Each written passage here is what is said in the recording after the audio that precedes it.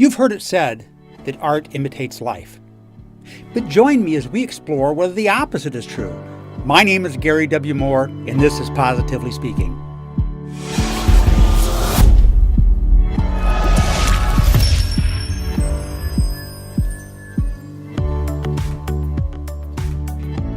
I met Karen in high school. She was and still is a vibrant and positive person. She met Jon in junior high school, and they married soon after graduation from college. I think the story of Jon and Karen is a lesson for us all, and it's an example of life imitating art. Let's take a look and see what's in the newspaper today.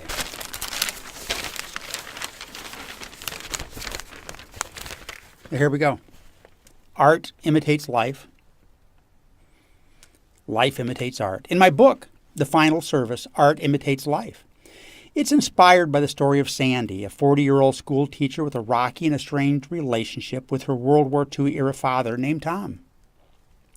Tom was a man who resorted to burying his head into his work and drinking to deaden life's pain. In the process, Tom alienated his daughter and everyone around him. Sandy carried with her the nickname of Shadow. She earned as a very young girl who adored her father. Townspeople saw that wherever Tom was, his shadow followed. But relationships are fragile alliances. Life can be hard. Over the years, the relationship became one that misunderstanding and lack of awareness destroyed their bond. As Tom passed away from lung cancer, he left Sandy with the burden of cleaning his warehouse, and what she found changed her life and her heart forever. Sandy performed a final service for her father, and in the process of cleaning up his mess, it was her heart that was cleaned. Well, art does imitate life.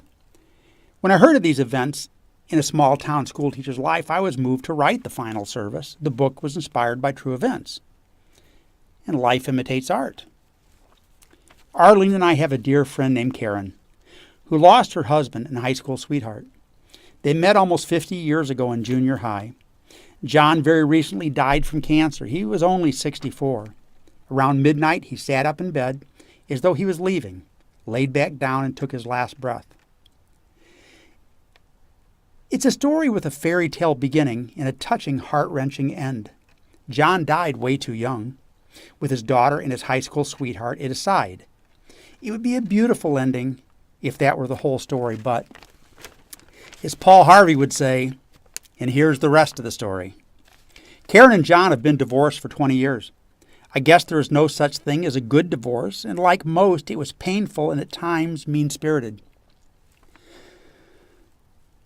In anger, unforgivable words were shot like bullets, and as in most divorces, the worst of both participants erupted and spewed onto friends and family. The wounds for Karen, and I assume Jon, never healed. I was with her last year at a business event when she signed her credit card with her married name, a name she hadn't used in 2 decades. She laughed, scratched out, and signed her name correctly. But that mistake struck me as a very telling moment in her life.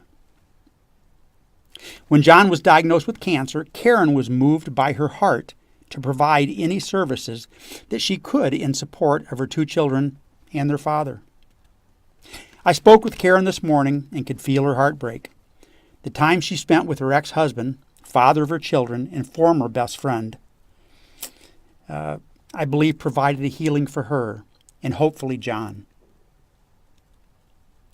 Speaking to her today, I felt her sadness, but also felt a hopeful joy for her experience. Karen had the opportunity to talk, spend time with him, and show him love and forgiveness through her actions. Different circumstances, but like the book, Karen was called upon to provide her final service for Jon. And she answered the call. The call did not come from her children or from Jon. It came from her heart. I believe this call was divine. After our conversation, I believe she and Jon experienced a healing that was needed, important, and spiritual. Don't pass up opportunities to do good and to be good. As Sam says in my book, The Final Service, we're on this earth to be servants to each other. For many, life is full of regrets, what they did or did not do, missed opportunities, words said that can never be erased. It's all part of the human experience. The real Karen and fictional Sandy have shown us that it's never too late.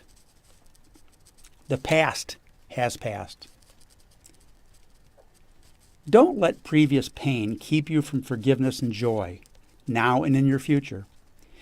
If you can be of service, you must. If you feel a tug on your heart to do something for a loved one or a stranger, do not add to your regret by ignoring what I believe is God's leading. Karen's children and dying ex-husband had the opportunity to see her at her best and to experience her beautiful heart. Karen didn't do it for credit or to try and prove she's the better person. She did it out of love for the father of her children and for her daughter and son. Karen answered the call. Who and what is tugging at your heart today? Will you step out of your comfort zone and answer that call? I'm very happy for and proud of my friend Karen. She became salt and light in a world in need. She set a beautiful example for her children, grandchildren, and for us all. Will you do the same?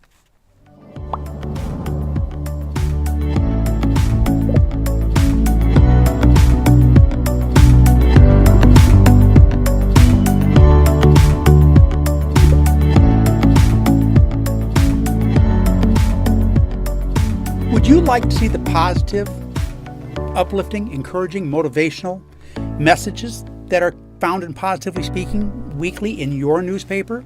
I would love that. We are growing, our columns expanding. We're currently in 9 great newspapers, which you may see on your screen right now. And we're growing. I make guest commentary in 3 others.